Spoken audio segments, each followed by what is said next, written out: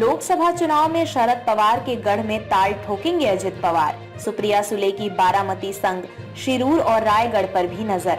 महाराष्ट्र के उप मुख्यमंत्री अजित पवार ने कहा कि उनका एनसीपी गुट अगले आम चुनाव में बारामती, शिरूर, सतारा और रायगढ़ लोकसभा सीटों पर चुनाव लड़ेगा। रायगढ़ के सांसद सुनील तटकरे ने अजित पवार का पक्ष लिया है, जबकि अन्य 3 सीटों के सांसद शरद पवार के साथ हैं। महाराष्ट्र में शिंदे के नेतृत्व वाली भाजपा सरकार में शामिल होने के लिए अपने चाचा के खिलाफ विद्रोह करने वाले अजित अगर अपने रुख पर कायम रहते हैं तो एनसीपी के दोनों गुटों के बीच टकराव की संभावना है। करजत में पार्टी के 2 दिवसीय सत्र को संबोधित करते हुए अजित ने कहा कि मार्च 2024 के पहले सप्ताह में लोकसभा चुनावों की घोषणा होने की संभावना है।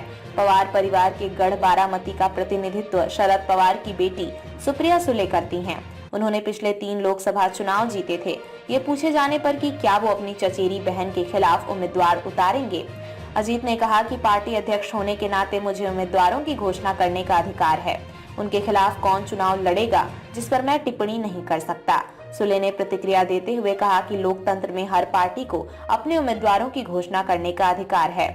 शरद के करीबियों का वार। बारामती के अलावा सतारा का प्रतिनिधित्व शरद पवार के एक पुराने सहयोगी श्रीनिवास पाटिल और शिरूर का प्रतिनिधित्व अभिनेता से राजनेता बने अमोल कोल्हे पर कर रहे हैं।